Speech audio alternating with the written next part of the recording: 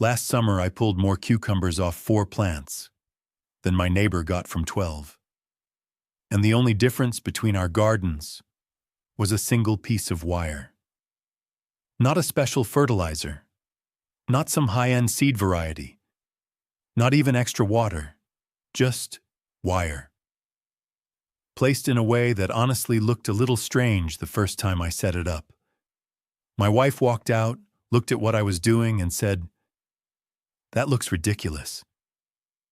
And she wasn't wrong. It did look weird. But when those 4 plants started producing 3, 4, sometimes 5 cucumbers a day at peak season, nobody was laughing anymore. And I want to show you exactly how I did it, because this changed everything about how I grow cucumbers. I've been growing cucumbers for about 9 years now, and for most of that time my results were painfully average.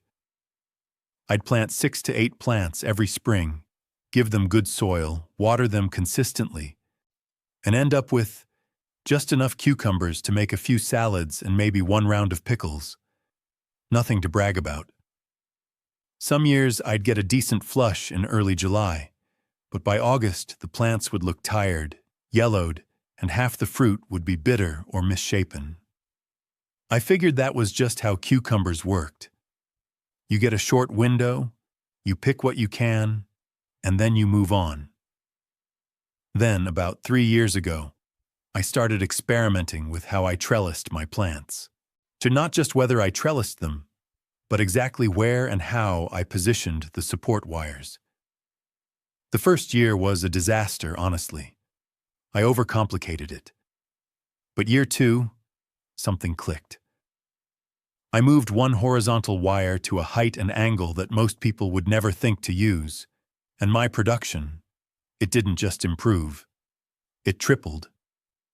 I went from roughly 40 cucumbers per plant over a season to over 120.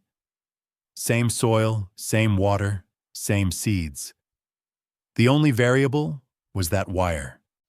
Here's the thing about cucumbers that nobody really talks about. They're one of the most underperforming vegetables in the average backyard garden. And the reason comes down to something most gardeners completely overlook: how the plant distributes its energy. A cucumber vine is not like a tomato. Tomatoes want to grow upward and they fruit along the main stem pretty reliably. Cucumbers are different. They're sprawling vines that want to spread horizontally. And when they spread along the ground, which is what happens when you don't trellis them, or when you trellis them the standard way, the plant puts a huge amount of energy into vine growth instead of fruit production. Think about it this way. When a cucumber vine is running along the ground, it's constantly sending out new roots at every leaf node. Every time a node touches moist soil, the plant says, "Great new root system, let me grow more vine." That's energy that could be going into flowers and fruit. And even when people do use a trellis, they almost always set it up as a simple vertical panel. Straight up and down. And the plant climbs it, sure. But it climbs in a way that creates heavy shading on the lower portions of the vine. The top growth blocks sunlight from the lower leaves. Those lower leaves stop photosynthesizing efficiently, and the plant starts dropping flowers and aborting small fruit down low. You end up with cucumbers only at the very top of your trellis, which is hard to pick, and you're losing probably 60% of your potential production to self-shading alone. The garden centers and seed companies don't explain any of this. They just show you a pretty picture of cucumbers on a basic trellis and let you figure out the rest.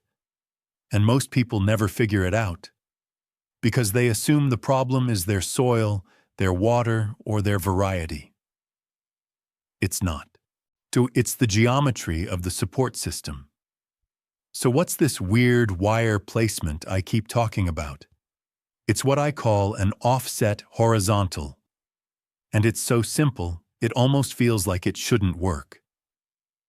Instead of running your support wire straight up a vertical trellis, you run a single horizontal wire at exactly 30 inches off the ground. Offset about 8 to 10 inches away from the base of the plant, not directly above it. The wire runs parallel to your row, but it's pushed outward on a slight lean, roughly 15 degrees off vertical.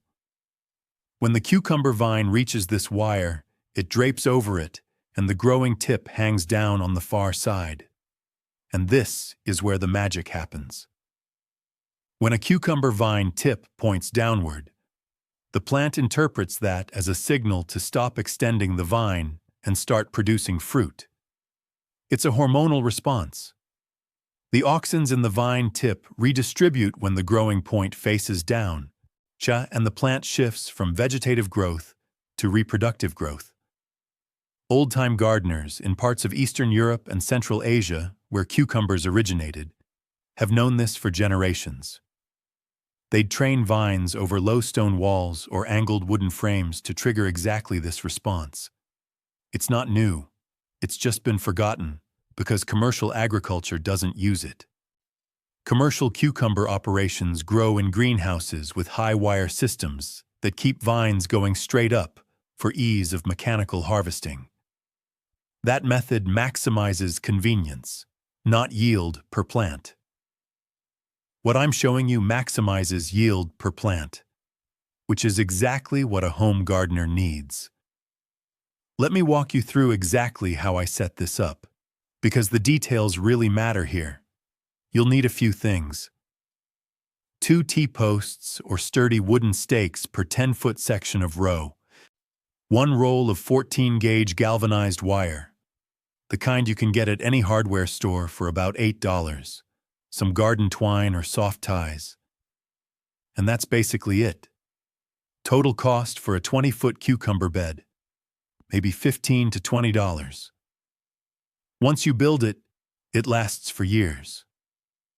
Step 1. Drive your stakes into the ground about 10 feet apart along your cucumber row. You want them solid, at least 12 inches deep. I use standard 6-foot T-posts, but 4-foot wooden stakes work fine too. The key measurement here is this. Don't put the stakes right at the base of your plants. Offset them about 8 to 10 inches toward the outside of the bed. So if your cucumbers are planted in a row, the stakes go 8 inches to one side of that row, not centered on the plants. Step 2. Run your horizontal wire between the 2 stakes at exactly 30 inches from the ground. Not 24, not 36, 30 inches. I tested this at multiple heights over 2 seasons, and 30 inches consistently produced the best results for standard slicing and pickling varieties. If you're growing long Asian varieties, bump it up to 34 inches. Wrap the wire tight. You want 0 sag because the vines are going to put weight on this wire when they're loaded with fruit. I double wrap each end around the stake and twist it back on itself with pliers. To step 3.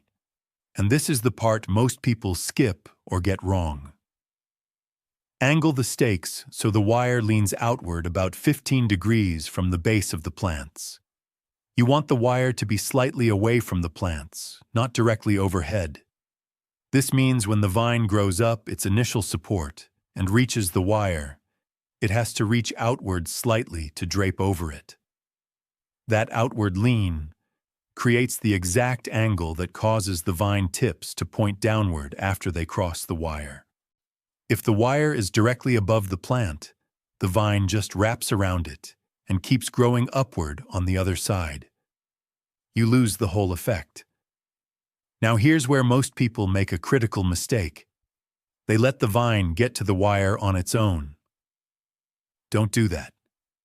For the first 18 to 24 inches of growth, you need to guide the vine upward with a simple string or a small vertical stake. I tie a piece of twine from the base of each plant up to the wire. Just a loose guide. The vine wraps around it naturally. Without this guide, the vine will sprawl on the ground before it ever reaches the wire, and you'll get that ground-rooting energy waste I talked about earlier. Step 4. Once the vine reaches the wire, and this usually happens around 3 to 4 weeks after transplanting. Gently drape the growing tip over the wire so it hangs down on the far side. Don't force it. Don't bend it sharply. Just lay it over so gravity starts pulling the tip downward. Within 2 to 3 days, you'll notice something. The vine tip slows its extension growth dramatically, and within a week, flowers start appearing at almost every node. Not just female flowers either. You'll get a much better ratio of female to male flowers, which means more actual fruit. Step 5. As the vine grows past the wire and hangs down, let it drop to about 12 inches below the wire, then pinch the growing tip. Just nip off the last half inch of the vine end. This tells the plant, that's it. No more vine to grow. Put everything into fruit. After you pinch, the plant will send out lateral shoots. Let each lateral grow to 2 leaf nodes, then pinch those too. Every pinched lateral becomes a fruiting spur. By midsummer, you'll have a plant that looks like a thick curtain of leaves hanging from that wire, absolutely loaded with cucumbers. Step 6. Harvest every single day once fruit starts forming. This is non-negotiable. A cucumber left on the vine for even 1 extra day sends a chemical signal to the plant that says, "Mission accomplished. Stop producing."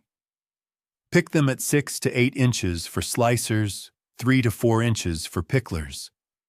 Every morning, don't skip days. The more you pick, the more the plant produces. With this wire system, I was picking 4 to 5 cucumbers per plant, per day, during peak season. That's not an exaggeration. One more tip that made a big difference for me. I run a drip line along the base of the plants, on the opposite side from the wire. So the roots are reaching toward the water, and the vine is growing toward the wire in the other direction. This creates a natural tension in the plant that, and I know this sounds strange, seems to increase vigor. My neighbor Tom tried the wire system but put his drip line on the same side as the wire, and his results were good but not as dramatic as mine. When he switched the drip line to the opposite side the following year, his production jumped another 30%. Now let me tell you what actually happened once I had this system running for a full season. From 4 plants, I harvested over 500 cucumbers between early July and late September. My old method with 8 plants on the ground would give me maybe 200 total in a good year. I made more pickles than my family could eat. I gave bags of cucumbers to neighbors, to the food bank, to co-workers who honestly got a little tired of me bringing them in. The plants stayed healthy and productive a full 6 weeks longer than my old ground sprawl method. The fruit quality was better too. Straighter, more uniform. No belly rot from sitting on damp soil. And because the fruit hangs in the air, you spot it immediately. No more hidden yellow monsters hiding under leaves. The cost savings. I used to buy pickling cucumbers from the farmer's market at $3 a pound to supplement what my garden couldn't produce. I haven't bought a single cucumber in 2 years. That's probably $150 a season I'm keeping in my pocket, from a $15 wire setup. The environmental angle matters too. No plastic trellis netting to throw away every year. No expensive commercial cages, just wire and stakes that last a decade. It's simple, it's cheap, and it flat out works. Here's what I want you to do, and I mean this week, not someday. If you've already got cucumbers in the ground, you can add this wire system right now. Mid-season installation works fine. If you haven't planted yet, even better. Build the wire setup first and plant directly below it. Start with just 4 plants. That's all you need to see the difference. Give it 1 season, measure what you harvest, and then tell me in the comments what your numbers looked like. I want to hear from you.